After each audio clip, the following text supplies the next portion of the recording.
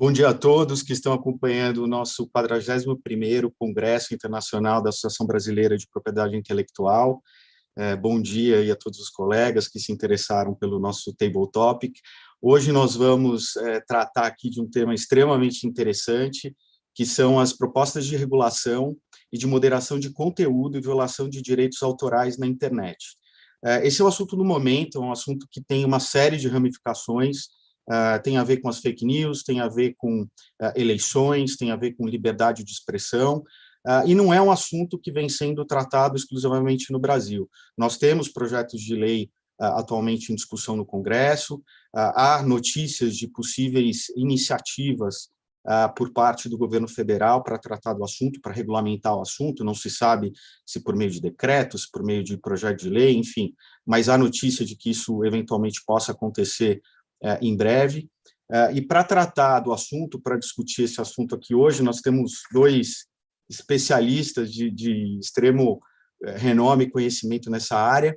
A Rebeca Garcia, que é gerente de políticas públicas do Facebook no Brasil, é mestre em Direito Civil pela Universidade do Estado do Rio de Janeiro, a UERJ, doutorando em Direito Comercial na Faculdade de Direito da Universidade de São Paulo, a USP, e temos também o André Zonaro Jaqueta. André é meu sócio aqui no Pinheiro Neto, das áreas de propriedade intelectual e tecnologia. André é mestre em Direito Comercial pela USP, em Direito Processual pela PUC de São Paulo. Então, novamente, queria agradecer o interesse de todos pelo assunto, agradecer aos nossos palestrantes que concordaram em participar, em dividir conosco um pouco do conhecimento. Nós organizamos a nossa Table Topic da seguinte maneira: nós teremos uma apresentação de cada um dos palestrantes por meia hora, começando pela Rebeca, depois o André, e temos um bom tempo ao final para os debates. Então, aqueles que se interessarem, quiserem apresentar perguntas ou fazerem comentários, por favor, sintam-se à vontade, mas nós vamos deixar isso para o final. Então, já passo a palavra aqui para a Rebeca. Rebeca, por favor, fique à vontade e você tem a palavra para começar a sua palestra. Obrigado. Obrigada, Zé Mauro. Bom dia a todas e todos que nos acompanham aí, que acompanham esse tema em discussão hoje tão interessante, estão na ordem do dia, como o José Mauro bem comentou, né? Aliás, eu cumprimento não só o nosso moderador, mas também o André, meu co-panelista aqui, todos que nos acompanham aqui nesse debate de hoje. E quero agradecer, primeiramente, o convite. É de fato uma honra estar aqui hoje nesse evento de alto nível, que é mais uma edição do Congresso Internacional da Propriedade Intelectual, organizado pela BPI, e falando de um tema, de fato, tão premente até, eu diria, né, tão na ordem do dia, não só no Brasil, como no mundo, que é o tema da moderação, propostas de moderação e de regulação de conteúdo e impactos em relação também com violações a direitos autorais na internet. O que, aliás, me leva ao primeiro ponto, a um ponto de base, digamos assim, aqui da minha fala, que é o que a gente fala quando fala em moderação, né? Está sempre falando, tem estado falando sempre sobre moderação de conteúdo, moderar, decretos de moderação, propostas de regulação e moderação, mas o que a gente se refere quando está falando de moderação? Bom, pelo menos do meu ponto de vista, da minha atuação profissional e como representante do Facebook no Brasil, eu me refiro basicamente à existência e a aplicação de regras de convivência, digamos assim, dessas normas que governam espaços privados, espaços públicos também, espaços principalmente de convivência, como eu falei, né? E são regras justamente que têm na sua raiz, na sua razão de ser, justamente garantir essa convivência, garantir um espaço saudável, um espaço que combine não só a expressão, a liberdade de expressão, mas a segurança, a proteção da privacidade, a proteção da propriedade intelectual, por exemplo. E isso não é algo próprio do Facebook ou de redes sociais especificamente. A gente pode pensar em outros espaços e serviços online, por exemplo, blogs, né, essa sala aqui no Zoom, um site com comentários, enciclopédias online que são colaborativas, lojas de aplicativos, e-commerce, plataformas de jogos, de aluguel, enfim, todos esses serviços, todos esses ambientes têm as suas regras básicas ali de interação e de convivência. E não só no online, mas a gente pode, inclusive, pensar no offline também, né? Clubes, condomínios, espaços de trabalho, grupo de amigos, o grupo do futebol, todo mundo tem as suas regras, digamos assim, de atuação ali para, de fato, haver uma coexistência respeitosa e saudável. E, portanto, essas regras que eu estou chamando aqui no sentido amplo, essas regras de moderação, que se traduzem na prática, assim, juridicamente, voltando para a experiência concreta do Facebook, em termos de serviço, em políticas, são, portanto, expressão, inclusive, de livre iniciativa também, né? Que é um dos fundamentos da República, e são acordados com as pessoas, com os usuários, em respeito à lei brasileira, à lei dos locais em que operam, né? Com esse objetivo comum que eu mencionei, de manter os serviços e as pessoas seguros, né? De observar direitos como segurança, como direitos de propriedade intelectual, né? E além disso ter esse respaldo, como eu mencionei, legal e constitucional, portanto, esses termos, essas políticas, eles ajudam justamente, eles são instrumento da expressão das pessoas, né? A gente só fala de liberdade de expressão, que, como qualquer outro, não é um direito absoluto, no sentido de liberdade de expressão com condições para acontecer, né? De uma expressão que, de fato, seja uma expressão comum, não seja uma expressão de um grupo, de um indivíduo, mas que seja uma expressão com um ambiente saudável. Isso não é diferente com o Facebook, né? Quando a gente olha especificamente para o caso, né, para a plataforma Facebook, aqui eu falo plataforma Facebook também no sentido mais amplo, abrangendo as diferentes plataformas, os diferentes serviços do Facebook, principalmente o Instagram e o próprio Facebook, o Blue App, né, o appzinho azul. A gente está falando de um serviço, de uma comunidade que tem mais de 2 bilhões de usuários no mundo, né?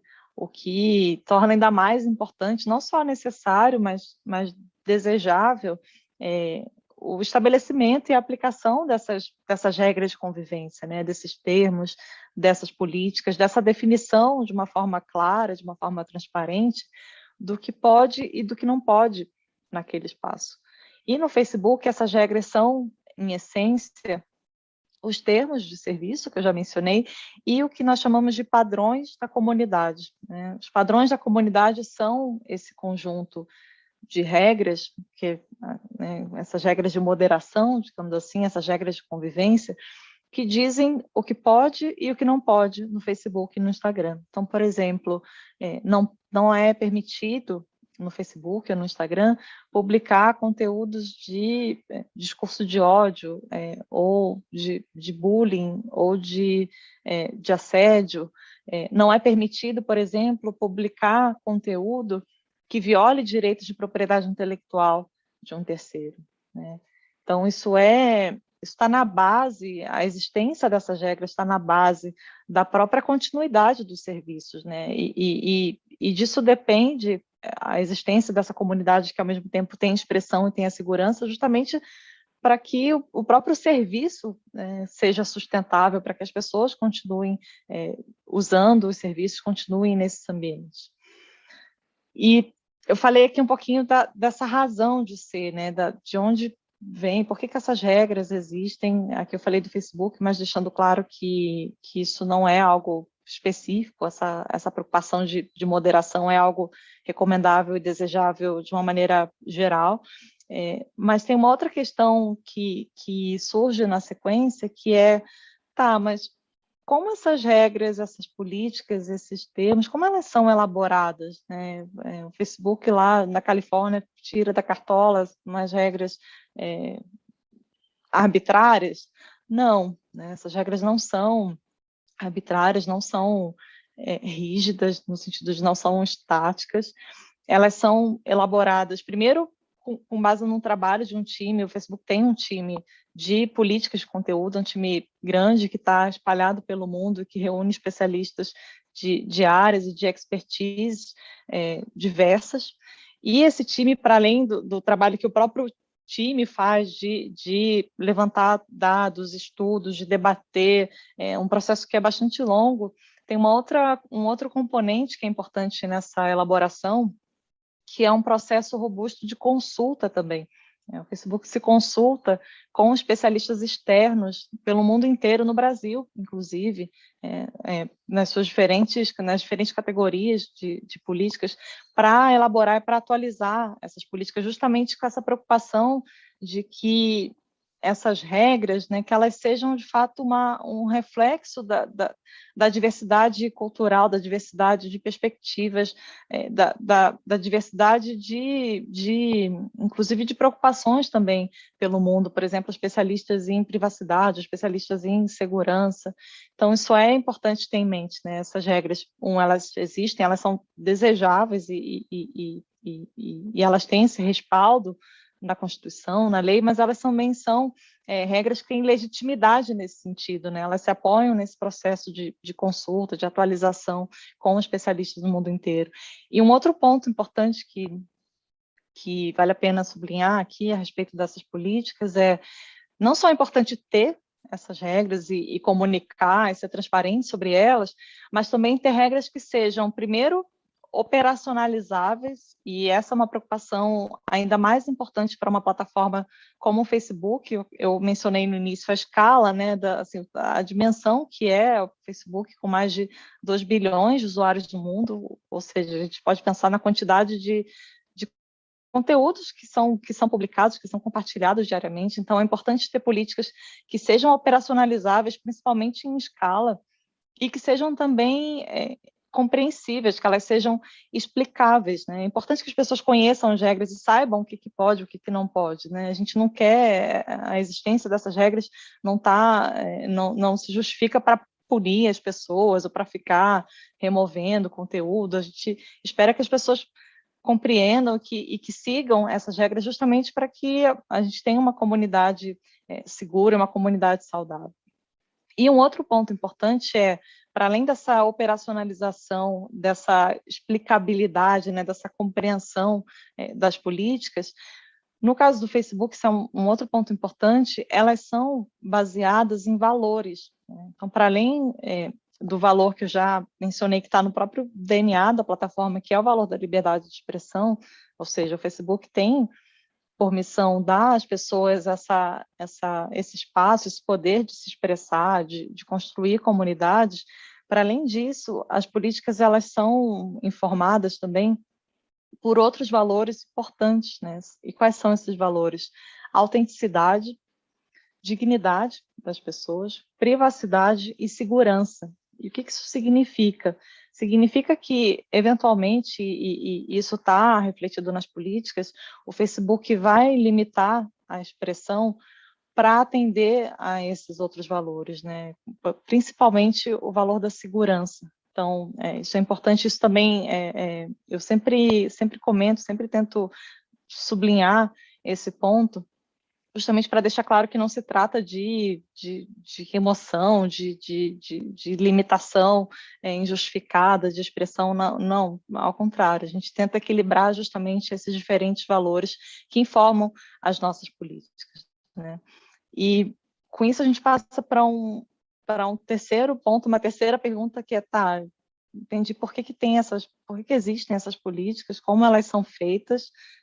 São políticas baseadas em valores e políticas que são um corpo vivo, elas estão sempre em avaliação, são sempre atualizadas para acompanhar o desenvolvimento tecnológico, para acompanhar as mudanças na sociedade também, os desafios que vão surgindo. E aí a gente entra na outra pergunta que mas como elas são aplicadas, né? Principalmente em escala, que foi algo que eu destaquei aqui no início. Como que o Facebook pega essas políticas, por exemplo, a proibição de discurso de ódio, ou a proibição de violação de publicar conteúdos em violação a direitos de propriedade intelectual, como que isso é feito na prática?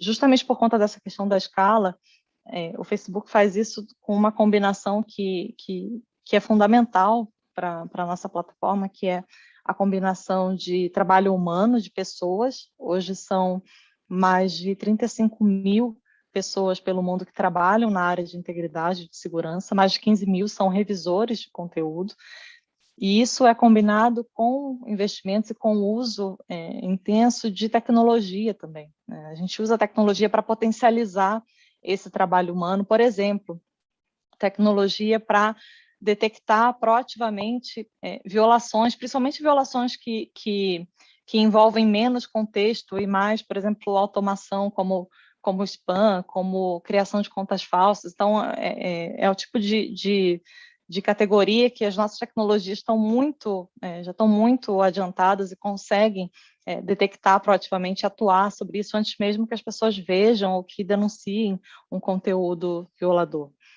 A tecnologia pode ser útil também, para além disso, para ajudar o trabalho humano na priorização, ou seja, ajudar a priorizar a fila de denúncias que são feitas, por exemplo, por usuários, por titulares de direitos, e priorizar o que, de fato, exige mais uma intervenção humana, né? O que é mais, por exemplo, mais contextual. Então, essa combinação de tecnologia, por um lado, principalmente tecnologia de inteligência artificial, também aprendizado de máquinas, com esse trabalho humano, é algo que é crucial para essa aplicação em escala, principalmente das nossas políticas, né? E com isso, eu quero dizer que o Facebook tem progredido muito na aplicação dessas políticas, mas é importante reconhecer também que esse é um trabalho contínuo, né? Talvez ele, de fato, seja sem fim, no sentido de que a gente está sempre num ambiente também que é adversarial e que, claro, assim como as pessoas podem errar, a tecnologia também pode cometer erros, né? E é por isso que o Facebook permite que as pessoas peçam revisão das decisões sobre remoção de conteúdo ou de perfis, por exemplo, porque, de fato, é possível que haja, por exemplo, falsos positivos, enfim. Então, isso faz parte também, isso é um outro componente importante desse trabalho de aplicação das políticas do Facebook. E, para além desse trabalho, desse esforço de atualizar, de ter as políticas, de atualizar essas políticas, de aplicar essas regras de moderação, digamos assim, de conteúdo, é importante também ser transparente com relação a isso, né? É importante ter um nível amplo de transparência, de informação sobre essa aplicação. E como que o Facebook faz isso? Ele faz isso tanto do ponto de vista geral, né, essa abordagem de transparência e de accountability, porque é importante não só comunicar, mas demonstrar também esse esforço, demonstrar essa atuação. E o Facebook faz isso não só indicando, né, essas políticas, mas apresentando, produzindo e apresentando periodicamente relatórios de transparência, relatórios que são trimestrais com relação à aplicação dos padrões de comunidade de uma maneira geral. A gente acabou de publicar o relatório mais recente, que pega o período de abril até junho, e há relatórios também mais específicos, por exemplo, o relatório específico de propriedade intelectual, que é semestral, que mostra a atuação da empresa com relação a esse tipo de conteúdo, né? Então, tem esse componente de transparência que é importante e que não é único, né? Essa é uma transparência, digamos, para o público em geral, né? Essa demonstração desse esforço e dessa aplicação das políticas de moderação, com esses relatórios específicos, com a publicação dessas nossas políticas. E um outro ponto importante aqui nesse esforço é o Facebook se comprometeu no ano passado, isso está em andamento agora, a abrir o seu sistema de moderação para auditoria externa. Isso está sendo feito, vai ser publicado assim que concluído, talvez esse ano ainda, talvez no início do ano que vem.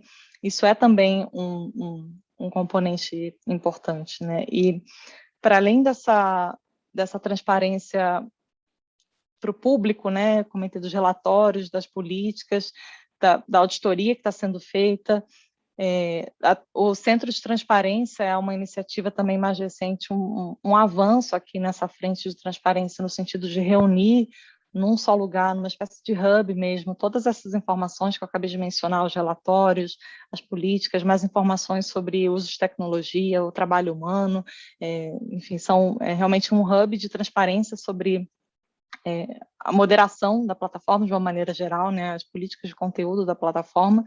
E um outro componente importante conecta um pouco com as propostas hoje em discussão no Brasil e no mundo, que é também a transparência no nível individual, digamos, né? A transparência no sentido de comunicar de uma forma clara às pessoas, aos usuários, quando, por exemplo, um conteúdo é removido, comunicar e indicar qual é a política violada, indicar a possibilidade de revisão, que eu mencionei, que é uma possibilidade que o Facebook oferece para as pessoas de revisão, não só um pedido feito ao Facebook, como uma outra etapa, uma outra novidade importante desde o início do ano, que é o trabalho do Comitê de Supervisão, o Oversight Board, que é o comitê independente do Facebook, que tem o poder de tomar decisões finais sobre a remoção de um conteúdo, né, sobre se o conteúdo deve ficar ou deve ser removido da plataforma. E é um comitê que não só tem essa decisão final que vincula o Facebook, mas também pode fazer recomendações de políticas ao Facebook. E quando a gente olha desde as primeiras decisões, a partir do primeiro trimestre desse ano, a gente vê o quanto que o Facebook vem aperfeiçoando, vem incorporando essas recomendações para melhorar as suas políticas, né? E, portanto, com tudo isso, eu quero dizer que é saudável essa realidade que a gente vive. Eu estou focando, é claro, né, no Facebook, mas é uma realidade mais geral de elaboração, de aplicação de regras de moderação de conteúdo. Eu diria até que é praticamente uma necessidade, né, que é assegurada e que é protegida pelo ordenamento jurídico, e que os serviços e as diferentes plataformas têm feito, né, têm estabelecido, têm aplicado as suas regras de uma maneira transparente, essas regras de moderação, justamente para garantir esse espaço de liberdade de expressão, convivendo com outros valores, com outros direitos, como segurança, como propriedade intelectual também.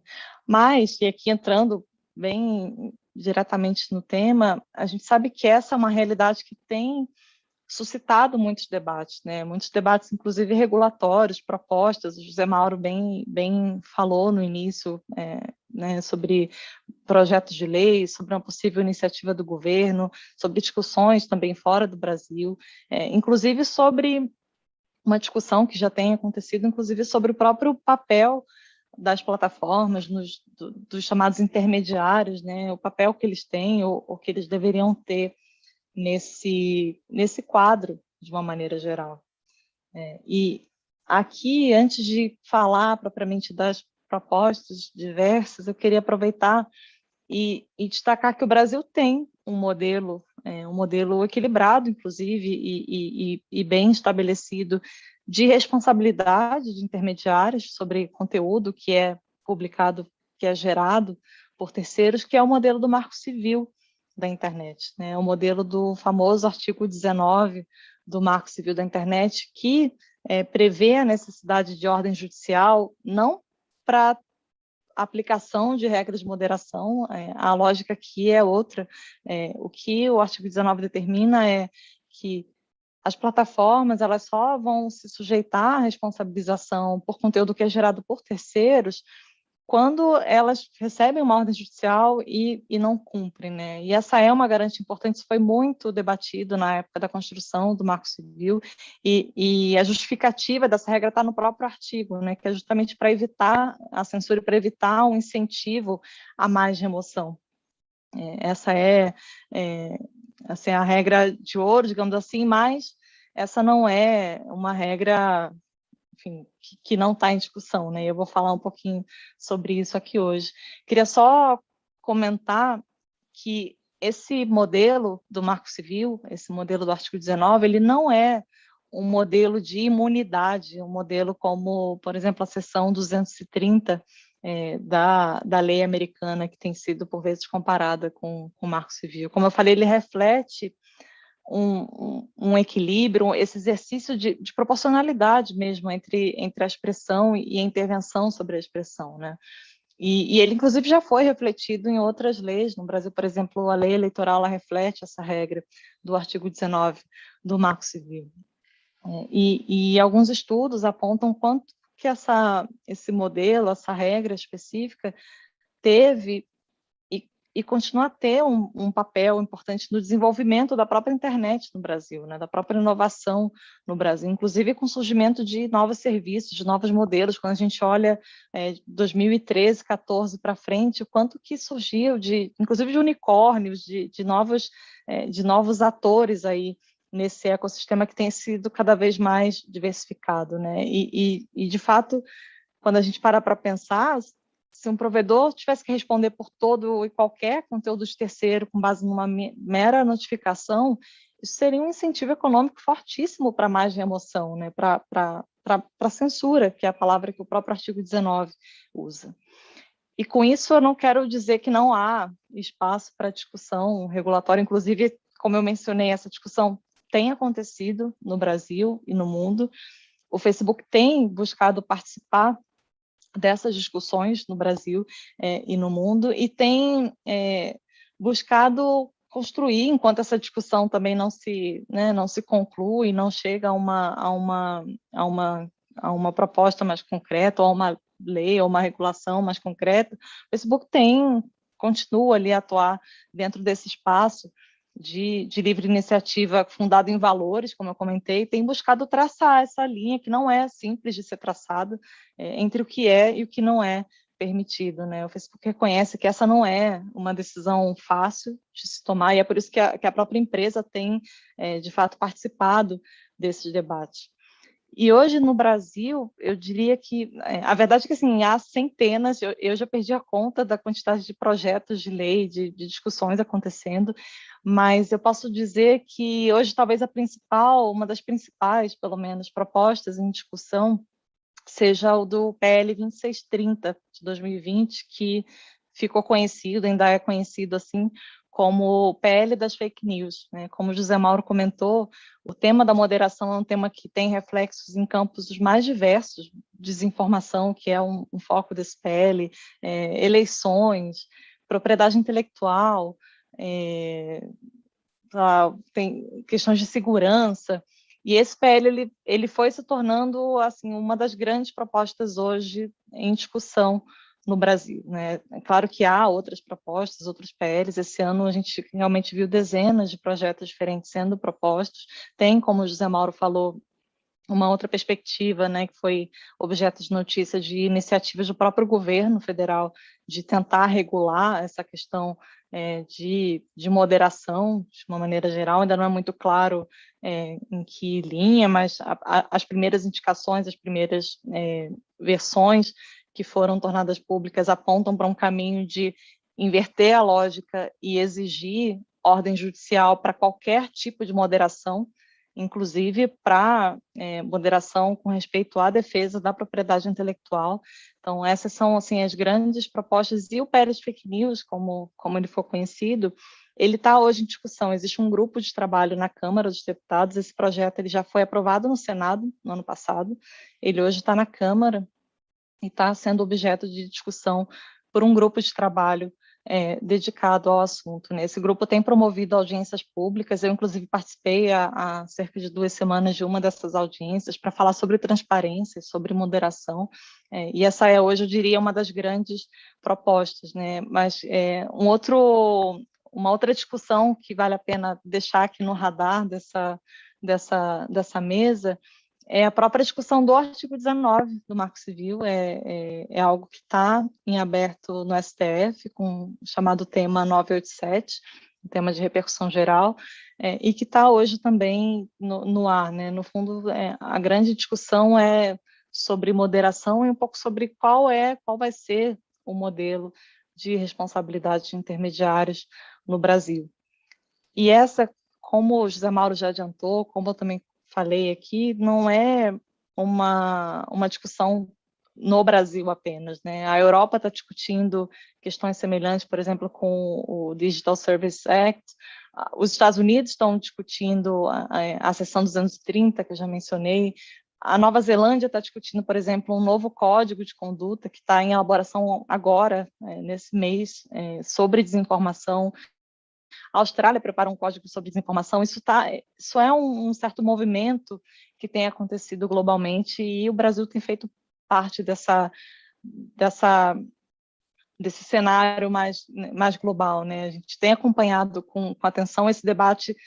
Claro, ele é legítimo, né? Inclusive, como eu falei, a gente tem participado dele, mas é preciso, ao nosso ver, se cercar de algumas cautelas, de alguns cuidados básicos, principalmente para evitar que apesar da tentativa e da boa intenção de garantir um espaço de expressão e de transparência, mas para evitar efeitos indesejados e efeitos que sejam, inclusive, substanciais, né? Por exemplo, evitar que uma exigência de ordem judicial para moderar conteúdo, ou seja, invertendo a ordem, interfira no sistema de proteção a direitos de propriedade intelectual vigente no país hoje e no mundo hoje, né? Então, a nosso ver, para além disso, embora essa discussão seja legítima e haja espaço para atualizar, digamos assim, as regras da internet,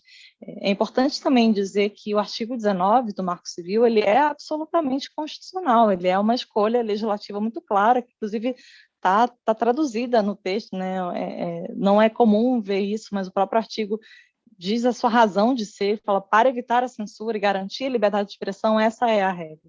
Então, a nosso ver, essa é uma escolha absolutamente legítima e muito clara, e que tem um papel, pelo menos vem desempenhando um papel importante aí para a inovação e para esse caráter aberto da internet, né? E por isso, tudo isso para dizer que o debate é legítimo, é importante, de fato, e ele tem acontecido no mundo, é importante participar dele, é importante ajudar a informá-lo também, né? E é importante, e aqui, esse um dos meus objetivos aqui hoje, alertar para esses cuidados que a nosso ver são importantes para esse tipo de proposta, para esse tipo de discussão. Principalmente cuidados que vão desde assim, a necessidade de um exercício de diagnóstico também, de clareza sobre que problema se quer resolver, como se quer resolver, se de fato as medidas pensadas são medidas proporcionais, são medidas adequadas, se elas se justificam para resolver aquele problema, se elas podem ou não podem gerar efeitos que são indesejados, mas que podem ser muito impactantes negativamente. Então, são cuidados importantes aqui, e um outro cuidado que, a nosso ver, está na raiz da preocupação com medidas, por exemplo, como essas que foram noticiadas de exigir uma ordem judicial para a moderação de conteúdo, que é um cuidado para não tornar absoluto o que não é absoluto, né? O direito à liberdade de expressão é um direito fundamental, é algo que está no DNA do próprio Facebook, mas, como eu já falei, que não é um direito absoluto, né? Ele pode, em casos justificados, ceder diante de preocupações de segurança, de preocupações com relação a, por exemplo, a saúde das pessoas, a integridade física das pessoas, né?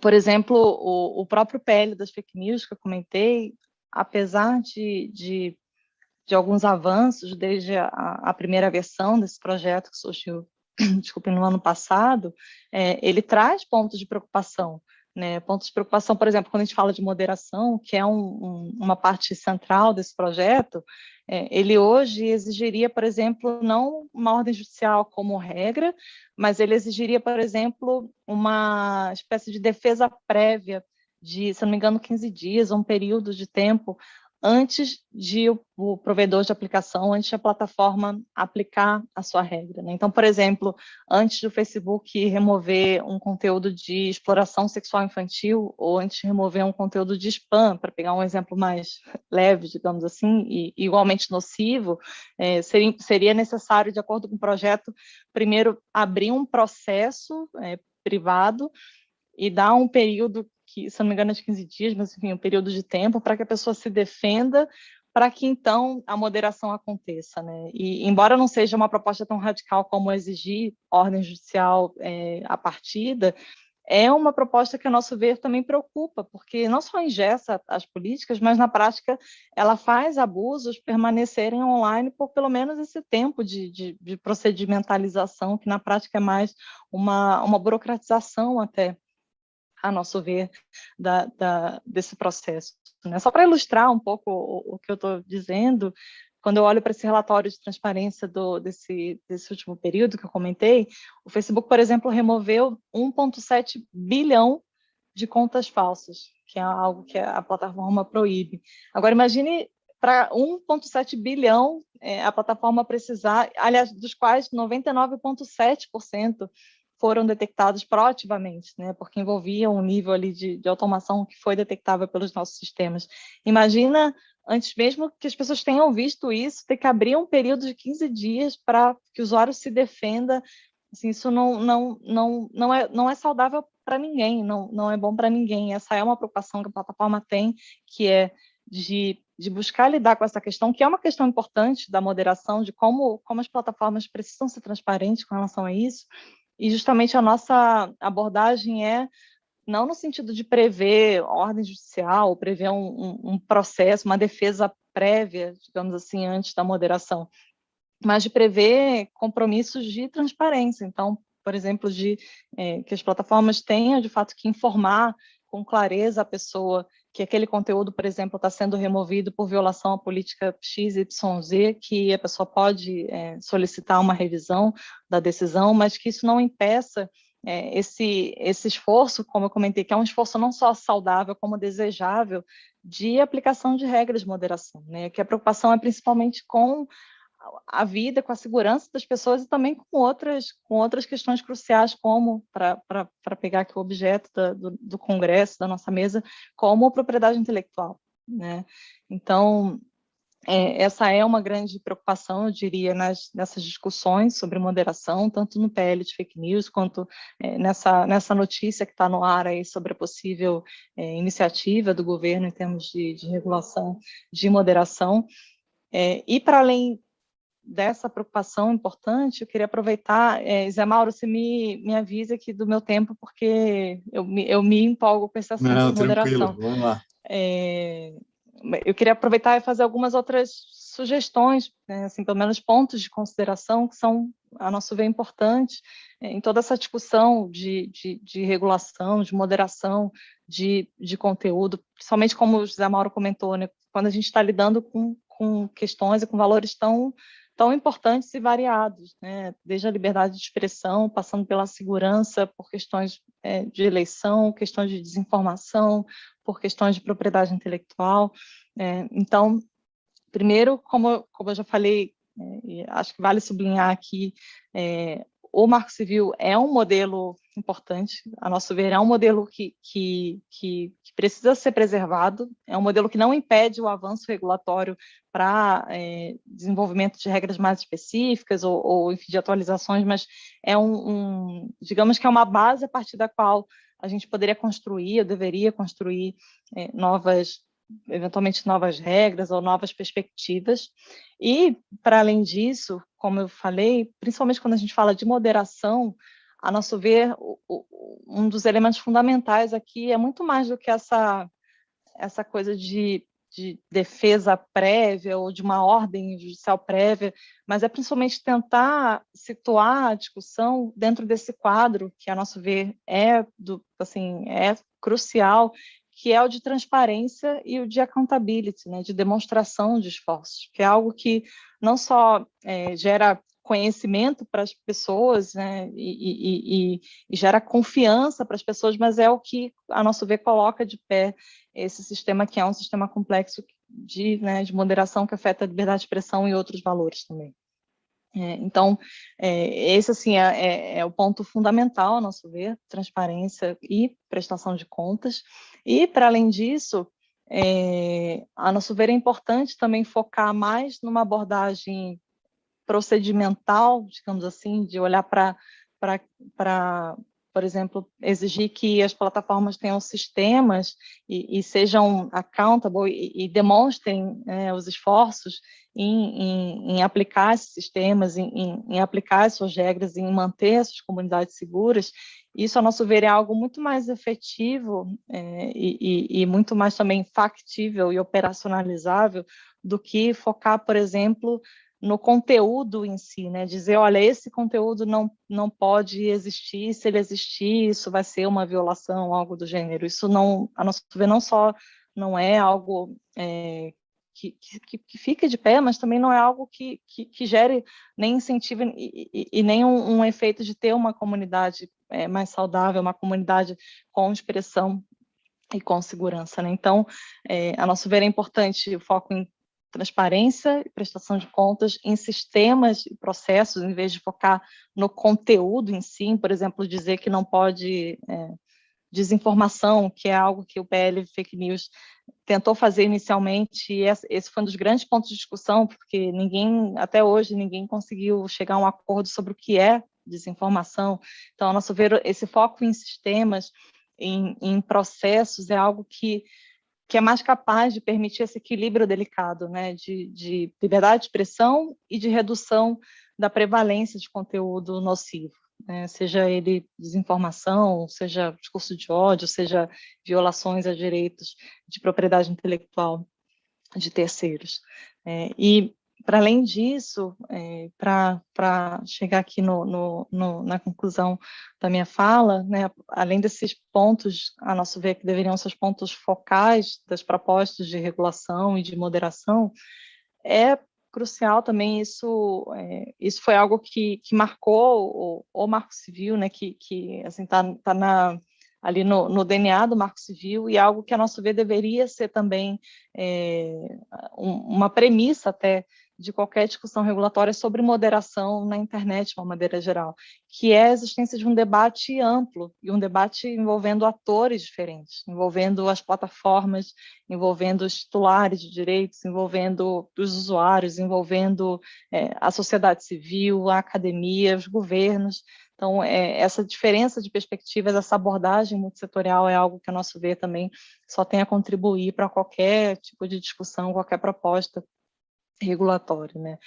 E, para além disso, alguns princípios aqui, a nosso ver, também são importantes de serem considerados nesse esforço, né? Princípios como o que está até no Marco Civil, mas que é sempre importante lembrar, a própria natureza global da internet. É importante pensar que qualquer regulação aqui, esforço aqui, tem uma repercussão que é global. Não só porque essas plataformas são globais, muitas delas, mas porque a internet tem essa natureza, né? É uma rede aberta, é uma rede, de fato, global. E o que me leva a um outro princípio importante, que é a da diversidade. A diversidade de serviços, a diversidade de atores é muito perigoso até e inefetivo também tentar regular um serviço específico, uma plataforma específica. Isso vai ser, no mínimo, vai ser algo ineficaz. É importante ter em consideração essa visão mais holística, mais global do próprio ecossistema da internet, né? E, claro, quando a gente está falando de liberdade de expressão, de segurança, é importante fazer também esse exercício de proporcionalidade, de necessidade, principalmente quando se trata de prever medidas que sejam restritivas ou enfim, medidas de remoção, por exemplo, né? É importante ter isso em mente, principalmente esse cuidado com a liberdade de expressão, que de fato é um direito fundamental, mas não é um direito absoluto, como eu mencionei, né? E, para encerrar aqui a minha fala inicial, e até para aproveitar essa visão, né, de que a liberdade de expressão não é um direito absoluto, de que a gente também não está falando só por exemplo, de remoção, é muito importante em todo esse debate lembrar que a gente não está diante de escolhas que são binárias ou simplistas, do tipo, a gente precisa decidir se vai ter ou não vai ter o Marco Civil, se vai ter ou não vai, se pode ou não pode ter moderação, se pode ou não pode ter remoção. A gente está num campo que é muito mais nuançado, é muito mais complexo do que isso, e, de novo, por isso a nossa preocupação em caminhar principalmente na linha de assegurar a transparência, de assegurar a demonstração, prestação de contas, demonstração ali desses esforços, de assegurar que as plataformas invistam e tenham sistemas de pé para lidar com conteúdo nocivo online de uma maneira geral, sem ficar nessa coisa binária do tipo, não pode moderar de jeito nenhum, ou não pode remover, ou tem que remover. É importante ter essa abordagem mais nuançada mesmo, e muito focada, como eu falei, nessa visão, quando a gente fala de moderação, de dar transparência com relação não só às regras, mas à aplicação e às decisões sobre essas regras de moderação. Lembrando, de novo, que o Marco Civil é um bom modelo, é considerado uma referência global. De novo, isso não significa que o trabalho esteja encerrado, né? Esse é, a nosso ver, um modelo que é a base a partir do qual a gente pode construir outras regras, outras discussões regulatórias sobre moderação, sem precisar descartar ou desfazer esse modelo que teve e continua a ter um papel fundamental no desenvolvimento da internet, na inovação de uma maneira geral no Brasil. E com isso eu encerro essa minha fala inicial. Agradeço muitíssimo mais uma vez o convite, a presença de todos aqui, o interesse. Estou aqui à disposição para ouvir o André e aprender com ele agora, e para ouvir, para dialogar com vocês ao longo do nosso painel. Obrigada. Rebeca, obrigado pela sua apresentação, absolutamente fantástica, muito bom ouvir com essa riqueza de detalhes o que está por trás de uma plataforma como o Facebook, esse foco na transparência que é fundamental para a gente promover um debate amplo e permitir essa diversidade de opiniões que você mencionou. E você mencionou também que esse não é um trabalho que a gente vai chegar ao fim, né? É um trabalho constante de melhorar, discutir, aprimorar, enfim, é uma ferramenta que a gente precisa manter o diálogo vivo para chegar, para que ofereça à sociedade aquilo que ela se propõe. Em benefício do tempo, eu não vou fazer as perguntas agora, já tem algumas aqui no chat. Passo a palavra para o André para fazer a sua apresentação. André, por favor, fique à vontade. Obrigado, Zé Mauro. Queria inicialmente agradecer o convite, a oportunidade. Para mim é especialmente caro falar sobre falar com vocês sobre esse tema.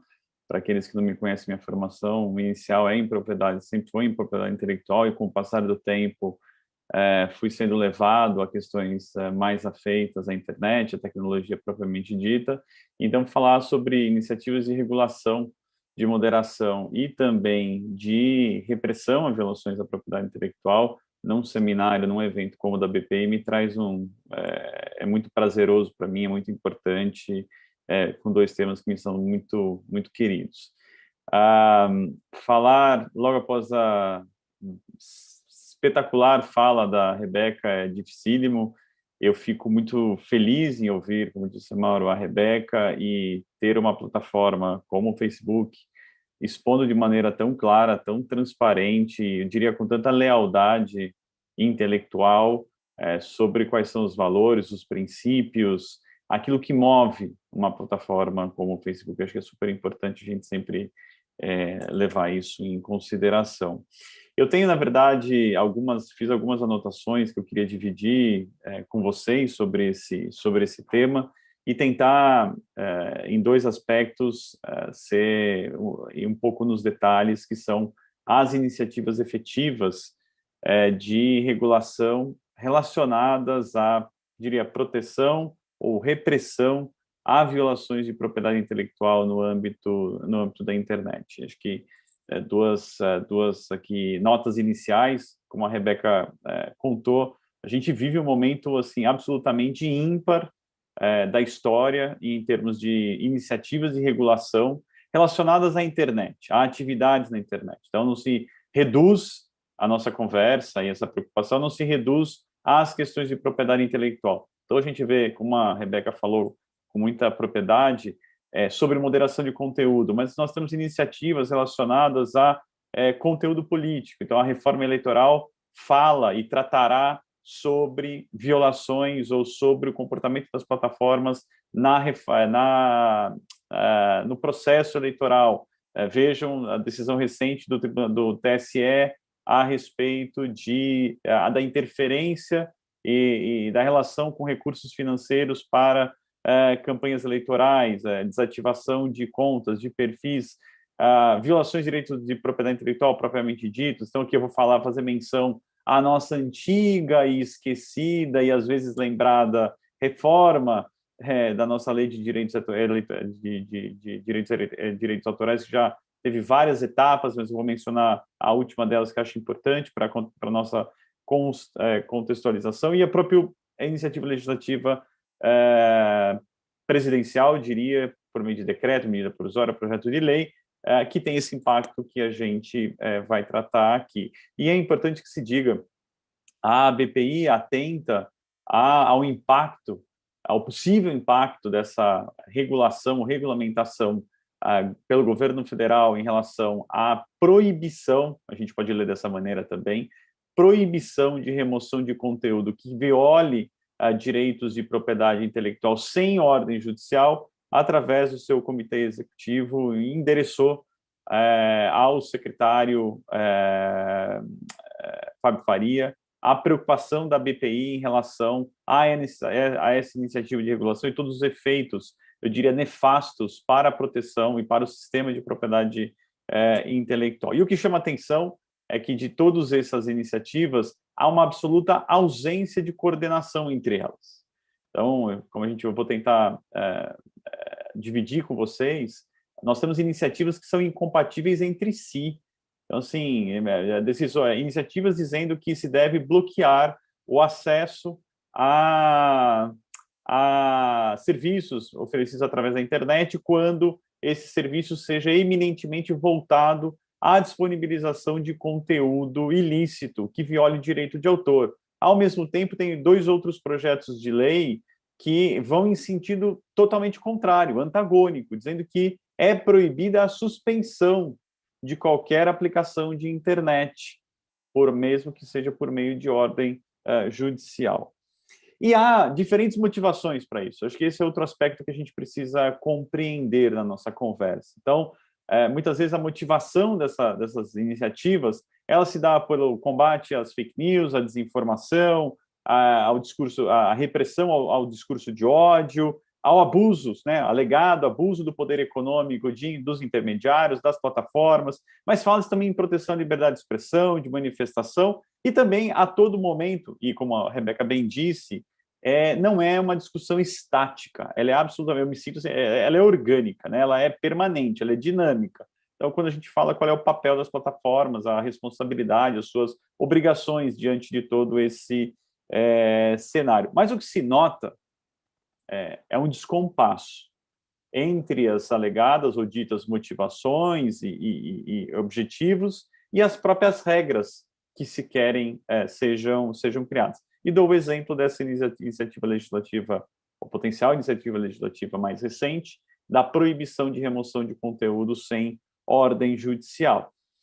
A premissa é de que, uma das premissas é de que as contas, os perfis, o conteúdo que cada um de nós compartilha, twitta, posta, enfim, dissemina através das diferentes plataformas, tudo isso seria protegido pelo direito de autor.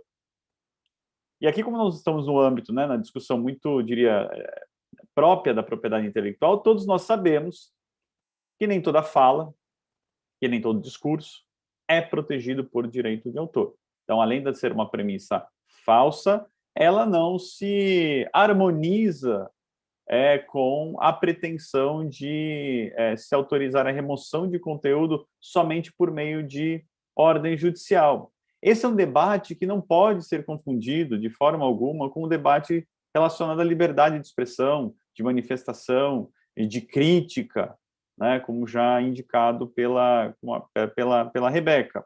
Então, assim, a motivação não está em harmonia com o objetivo e com a própria regra. E esse é o momento, fechando essa primeira nota, esse é um momento mais do que delicado. Nós temos iniciativas que são favoráveis a uma maior proatividade das plataformas, ou seja, desejam e incentivam que as plataformas cada vez mais ajam de maneira proativa, seja no que a Rebeca acabou de dizer sobre a moderação de conteúdo em si, seja em todos esses outros aspectos, né? Em eleições e violação de propriedade intelectual. Mas, ao mesmo tempo, e aqui diria que o terreno é totalmente pantanoso, há inúmeras iniciativas em que se quer restringir a proatividade ou a atuação espontânea das plataformas. Então, vejam aqui, meus amigos e minhas amigas, que as próprias iniciativas regulatórias, no que dizem respeito à atividade das aplicações, das plataformas, elas são, muitas vezes, incompatíveis. Isso a gente acaba vendo, e há um reflexo natural nas próprias decisões judiciais. Então, aqui, só para mencionar uma delas, a gente tem iniciativas do Ministério Público, estaduais, na qual, em uma ação civil pública, se busca que as plataformas sejam obrigadas a remover proativamente determinados conteúdos, independentemente de ordem judicial e independentemente de qualquer notificação. Ao mesmo tempo, se tem uma outra ação civil pública onde se quer proibir a remoção de determinados tipos de conteúdo sem ordem judicial pelas plataformas. Então, tudo isso só para fechar aqui o ponto da peculiaridade do momento ímpar que a gente vive em termos de iniciativas de regulação. Falando especificamente sobre as iniciativas de regulação para a repressão a violações de propriedade intelectual. E aqui parto de uma premissa, e já muito bem encaminhada pela Rebeca, de que é a existência de um modelo equilibrado, bem pensado e testado. Eu acrescentaria, acho que essa qualidade ao nosso modelo, que é o Marco Civil da internet. Por quê? Além de trazer as garantias constitucionais para o próprio texto do Marco Civil da internet, preocupado com a liberdade de expressão, trouxe dois efeitos, ou dois reflexos extremamente importantes. O primeiro deles, e aí até por conta de toda a atividade, debate legislativo à época da construção do Marco Civil, que era se deveria ou não haver disposições específicas do Marco Civil da internet para tratar das violações a direitos de propriedade intelectual, de maneira abrangente, tanto propriedade industrial quanto violações a direito autoral. E se percebeu naquele momento que a maior relevância estaria no estabelecimento de regras gerais sobre responsabilidade, sobre direitos e obrigações, e se deixar para um momento subsequente a criação de regras específicas de direitos, obrigações e também, diria, da natureza do sistema de responsabilidade dos intermediários e das plataformas. E assim o fez o Marco Civil. Mas o fez de uma maneira muito, diria, cirúrgica, dizendo o seguinte, que apenas em relação a violações a direitos autorais, lei posterior deveria prever ou criar obrigações e o sistema próprio de responsabilização, e que poderia ser idêntico ou diferente daquele trazido pelo Marco Civil da internet. A consequência disso é que não se excepcionou violações a direitos de propriedade industrial pelo Marco Civil da internet. Então, a partir daí, pode-se concluir com certa, diria, tranquilidade, de que o sistema de responsabilização para violações de propriedade industrial é aquele previsto no Marco Civil da internet. Entretanto, e por expressa exclusão legal, para violações de direito de autor, permanece o sistema de responsabilização neste momento, aquele previsto pela Lei de Direitos Autorais, Lei 9.610 de 98. Mas aí passo a mencionar aqui, então, as iniciativas específicas. O projeto de lei 5204 de 2016, é isso que eu acabei de mencionar. Ele tem origem como resultado dos trabalhos da CPI dos crimes cibernéticos, onde um dos grandes temas lá em discussão era a violação de direitos autorais de maneira contumaz, volumosa, e se tratou muito, diria, profundamente, as questões relacionadas às plataformas que eminentemente ou essencialmente ofereciam a possibilidade de compartilhamento e de acesso a obras protegidas pelo direito de autor sem licenciamento. Então, esse projeto de lei, ele prevê, então, a possibilidade, não prevista no Marco Civil, mas a possibilidade de bloqueio do acesso a plataformas sem representação no país e se essas plataformas oferecerem grande volume de conteúdo protegido por direito de autor sem licenciamento.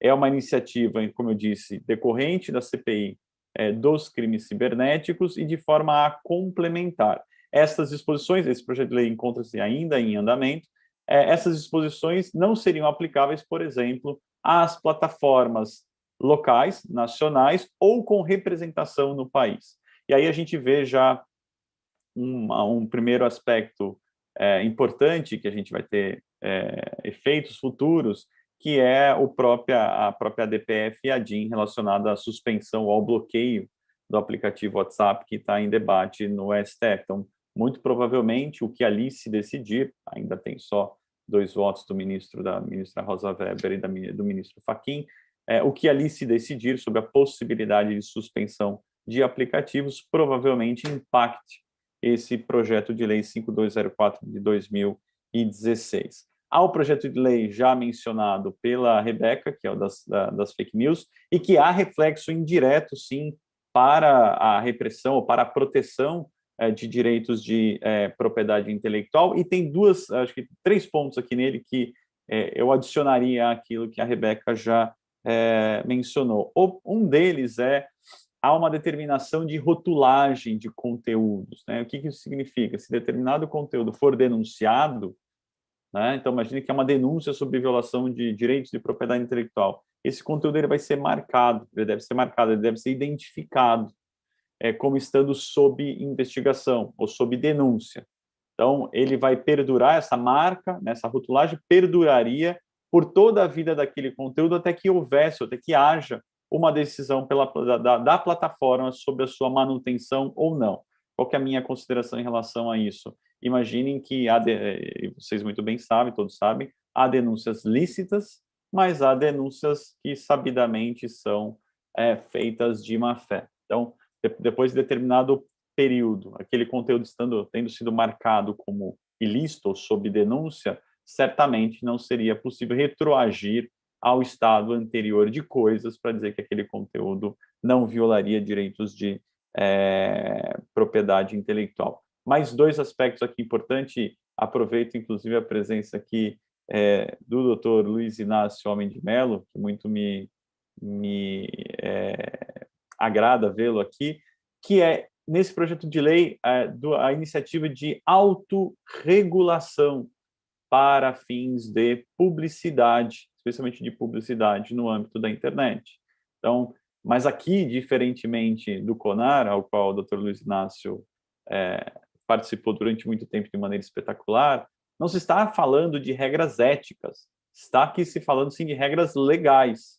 E mais do que a própria iniciativa de autorregulação, teríamos a criação de um conselho, diferente desse mencionado pela Rebeca, de supervisão, mas um conselho de revisão das regras a serem estabelecidas e que são estabelecidas pelas plataformas para moderação de conteúdo. Ou seja, parece aqui uma retomada de iniciativas, especialmente da década de 50 e de 60, que são daquelas que não gostaríamos mais de ver atualmente. E indo para a terceira iniciativa, e acho bastante importante, é sobre a reforma da nossa Lei de Direitos Autorais.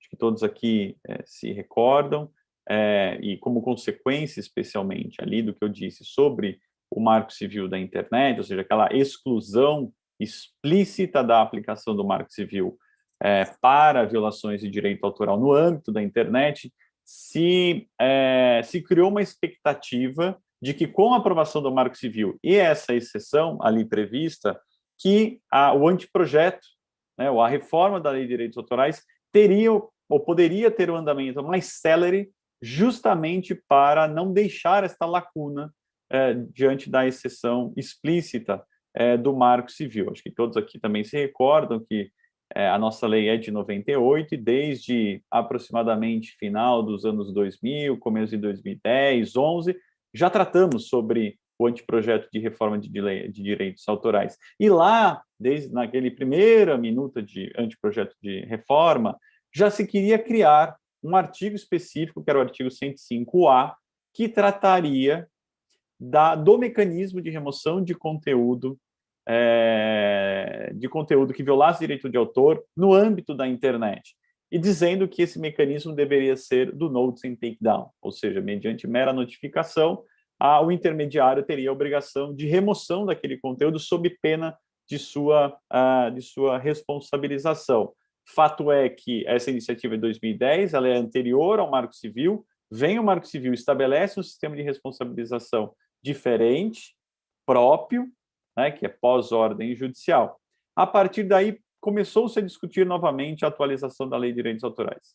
E mais recentemente, não tão recentemente mais 2019, final de 2019, começo de 2020, o Ministério e a Secretaria Nacional de Direitos Autorais e Propriedade Industrial decide fazer uma nova coleta de subsídios para dar andamento à reforma de direitos autorais, mas sem qualquer indicação de qual seria a vertente a ser utilizada em relação à responsabilização e à remoção de conteúdo. O que se disse largamente à época é que a ideia do Ministério seria adotar àquela época a recente diretiva para direito autoral da Comunidade Europeia.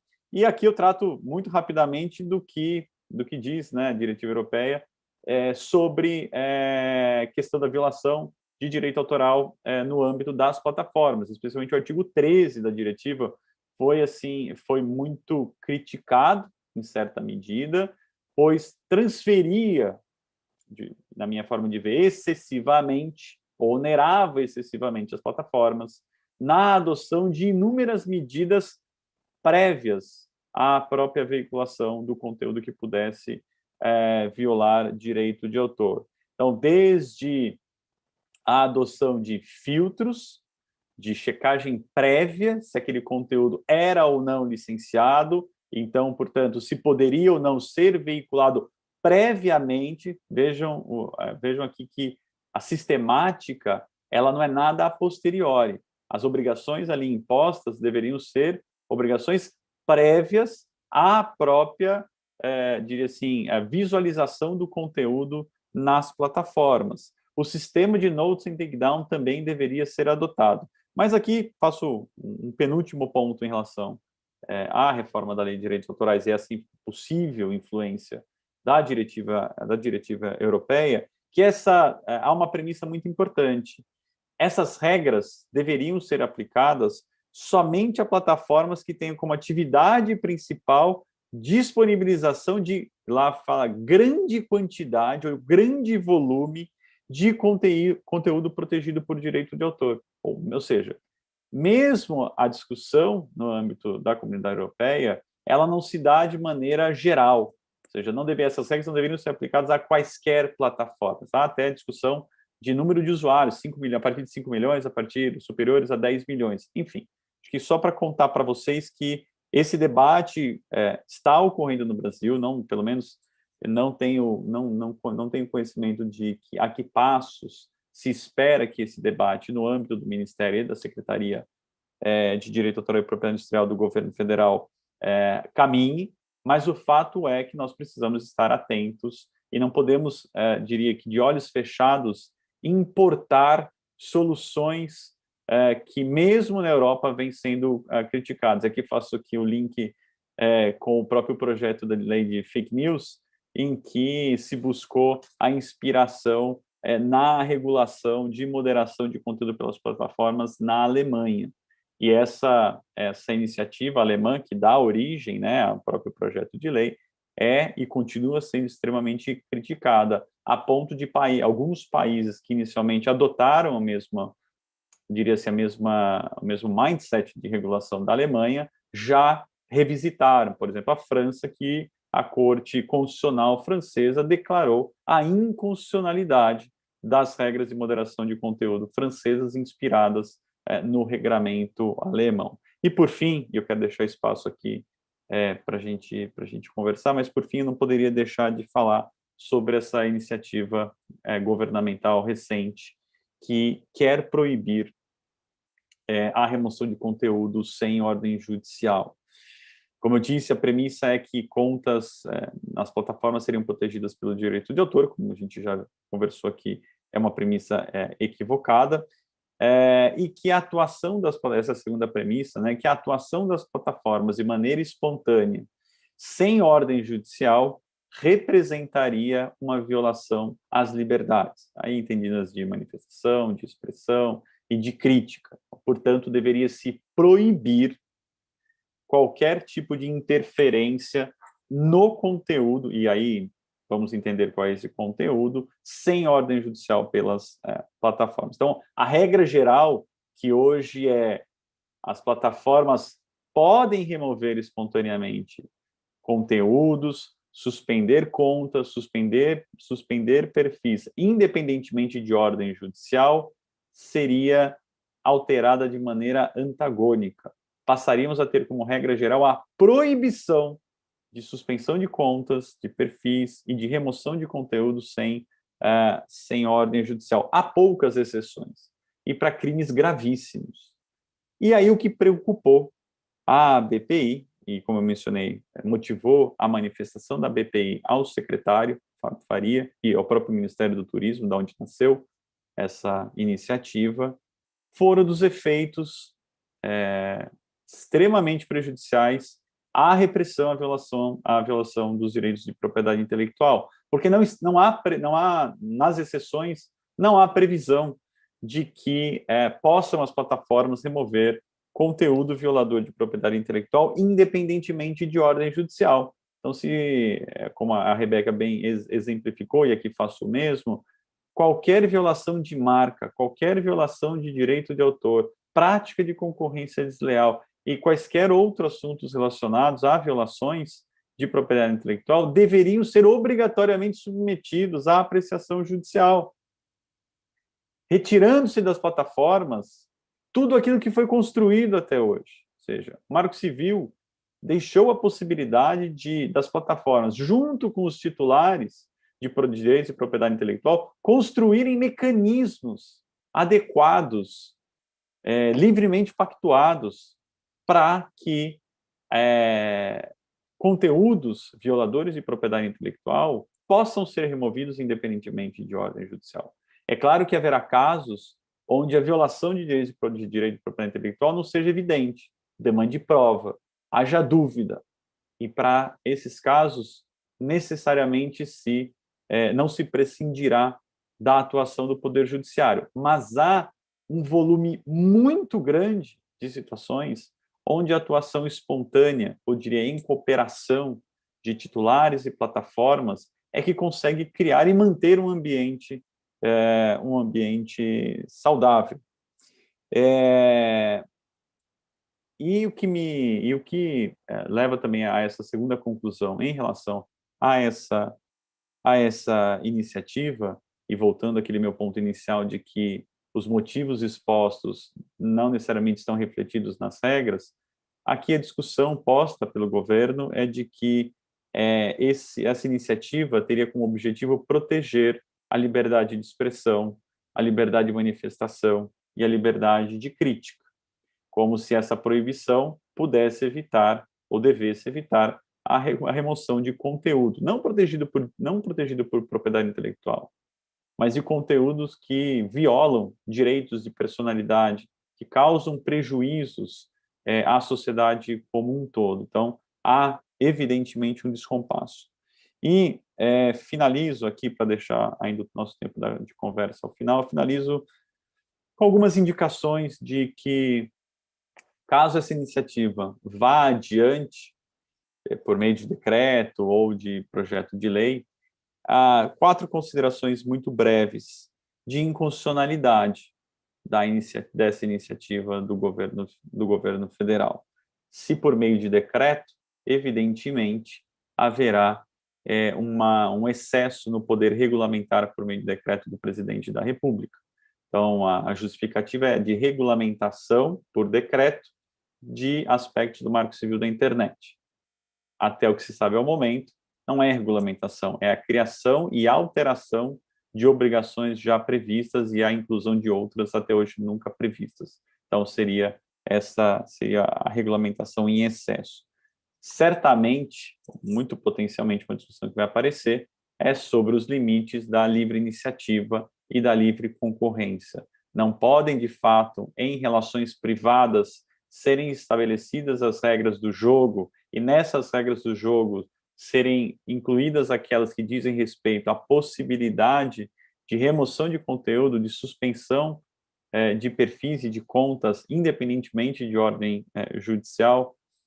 Liberdade econômica, editada pelo próprio governo federal, este governo federal, então, que tem como um dos princípios a mínima intervenção estatal nas relações privadas, especificamente nas relações contratuais privadas. E, por fim, acho que aqui indo para as regras infraconstitucionais, o nosso Código Civil prevê expressamente a possibilidade do estabelecimento de cláusulas resolutivas expressas de contratos, ou seja, quando há contratação entre usuários e plataformas e ali se estabelece as hipóteses nas quais haverá a resolução do contrato, ou seja, suspensão do conteúdo, suspensão do perfil ou daquela conta, nada mais está se fazendo do que aplicando o Código Civil na parte dos contratos. Portanto, com essas observações e encerrando por aqui, queria deixar como a Rebeca uma mensagem de que, mesmo para a propriedade intelectual, essas iniciativas de regulação terão um impacto muito, muito, muito profundo e nós precisamos ficar atentos para que essas iniciativas sejam harmônicas entre si e que elas não tragam perdas a tudo aquilo que vem sendo construído em relação ao sistema de proteção aos direitos de propriedade intelectual, especificamente no âmbito da internet. Com isso, eu queria agradecer muitíssimo mais uma vez e ficar aqui à disposição de vocês para conversarmos um pouquinho mais sobre esse assunto tão palpitante. Muito obrigado. André, obrigado pela sua apresentação. Interessante ver esse panorama que você deu sobre as iniciativas legislativas, as discussões, decisões no STF. O assunto é realmente, você usou a palavra pantanoso, e é isso mesmo, né? Tem muitas vertentes, muitos aspectos, e realmente foi interessante ouvir você falar. A gente ainda tem 10 minutos aqui para conversar um pouco. Tem uma pergunta no chat para a Rebeca, da nossa colega Idala Brum. A Idala vai te colocar aqui numa situação, uma saia justa, Rebeca. Ela pergunta o seguinte, que nós vimos nas redes sociais, inclusive Facebook, suspenderem contas do Trump nas eleições americanas. E a pergunta da Idala é se o Facebook Brasil já teria algum plano de atuação para o ano que vem em relação às eleições, algum tipo de planejamento, algum planejamento mais incisivo para tratar da questão das fake news, incentivos à violência. Enfim, acho que daria para a gente fazer um outro table topic com essa pergunta, mas fica à vontade. Outros. Obrigada, Zé Mário. Obrigada, Idala, pela pergunta. É uma pergunta que dá para quebrar em vários aspectos. É uma ótima pergunta. E, enfim, não se preocupem, não só estou acostumada, assim, faz parte ouvir perguntas que são as preocupações do mundo hoje. Isso para a gente é importante também de ouvir quais são as preocupações e de debater sobre isso. E, olha, em 10 minutos não dá para responder no detalhe, mas eu vou tentar cobrir aqui toda a pergunta que eu dividiria em 3 grandes pontos aqui. O primeiro, o caso Trump, esse é um caso importante, vale a pena eu comentar aqui um pouquinho sobre ele. O segundo, a abordagem do Facebook, em resumo, sobre desinformação, sobre que se tem chamado, né, amplamente de fake news. E o terceiro, eleições, tanto o que o Facebook vem fazendo sobre eleições e o que a gente está já preparando para ano que vem. Com relação ao caso Trump, como a pergunta bem colocou, né, depois do episódio lá nos Estados Unidos de 6 de janeiro, né, de incitação à violência, à invasão lá do Capitólio, as diferentes plataformas, de fato, não só o Facebook, suspenderam ou baniram. No caso do Facebook, foi uma suspensão indeterminada, pelo menos até a posse, né, até a inauguration. Mas diversas plataformas, e não só redes sociais, mesmo plataformas de hospedagem, enfim, foi uma ação, assim, diria até inédita no mundo, né? Um chefe de Estado, um chefe de governo ser, no caso do Facebook, suspenso, em outras plataformas ele chegou a ser removido. E, de fato, quando isso aconteceu, o Facebook e essas outras plataformas também, elas não tinham políticas específicas para lidar com isso, né? Foi uma decisão até ad hoc mesmo, foi assim, algo excepcional, diante de circunstâncias excepcionais. E o que aconteceu, assim, olhando para o Facebook desde então, e por isso eu acho importante aqui falar. Como eu comentei rápido, né, o Facebook tem um comitê de supervisão, o Oversight Board, que toma a decisão final sobre casos difíceis de decisão de conteúdo. Esse foi talvez o caso mais difícil até hoje que o comitê apreciou e julgou. Esse caso foi levado ao comitê de supervisão, ao Oversight Board.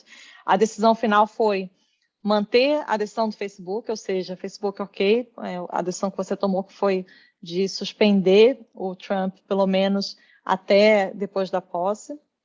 Mas, e aqui entra uma coisa importante que responde um pouquinho e dá lá a sua pergunta, uma das partes da pergunta, esse comitê ele fez recomendações, ele fez várias recomendações ao Facebook com relação a esse caso, né? Uma das recomendações foi, por exemplo, Facebook, você precisa ter políticas específicas sobre isso, e isso está em elaboração agora. O Facebook respondeu essas recomendações, se comprometeu com praticamente todas elas. São recomendações que exigem tempo, né? Essa principal, que é de desenvolver as políticas, é algo que está em andamento, que está acontecendo em breve.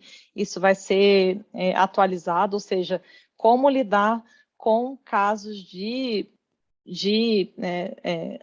incitação, ou casos tão graves assim, que coloquem em risco a segurança das pessoas quando parte de um chefe de Estado ou de governo, né? Então, isso está em andamento hoje.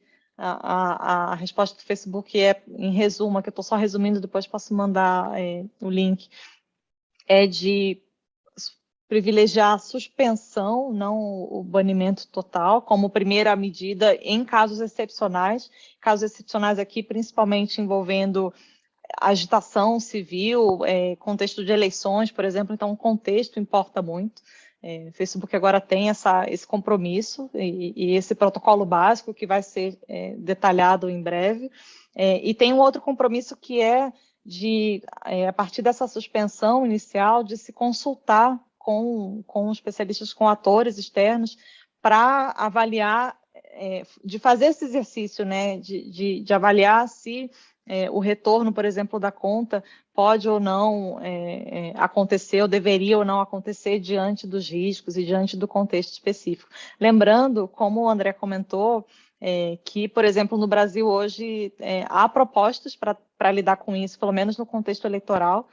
Hoje a proposta em discussão no Brasil para a reforma eleitoral é uma proposta que proibiria as plataformas de banir ou suspender também contas de candidatos durante o período eleitoral, salvo por decisão judicial no caso da Justiça Eleitoral. Então, só para lembrar que esse também é um tema em discussão, mas, em paralelo, o Facebook está desenvolvendo essas políticas mais detalhadas, porque, de fato, o caso Trump foi um marco para o Facebook, eu diria que para a internet, de uma maneira geral. Outras plataformas também não sabiam, ainda não tinham tido que lidar com uma situação como essa. Com relação às eleições, eu queria primeiro, antes de falar do ano que vem, lembrar que o Facebook tem inclusive times dedicados ao tema eleições, embora o Facebook não seja como a gente chama, e aqui até para a realidade do Brasil, a gente não é o jurisdicionado ali típico da eleição, o Facebook não é parte, não está ali na disputa, mas é uma plataforma que é usada para expressão, para comunicação, inclusive política.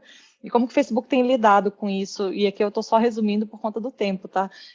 Com transparência, como eu falei, transparência, meio mantra, mas assim, é de fato crucial, e é mais crucial ainda quando a gente fala de eleição e de, por exemplo, anúncios políticos. Então, por exemplo, para anúncios políticos, o Facebook tem uma biblioteca de anúncios, tem um nível de transparência que é assim, o mais elevado de todos. É uma biblioteca acessível a qualquer pessoa, inclusive quem não seja usuário do Facebook consegue acessar a biblioteca, e todo o anúncio político ou eleitoral, e aí entra a propaganda eleitoral dentro desse guarda-chuva maior, fica armazenado nessa biblioteca por 7 anos. Então, você consegue ver os anúncios que foram veiculados, que são políticos, consegue ver informações sobre isso, por exemplo, o valor gasto aproximado, o público que foi atingido com aquele anúncio. Então, é um nível de transparência assim, fundamental. E, para isso, todo anunciante que faz esse tipo de anúncio no Facebook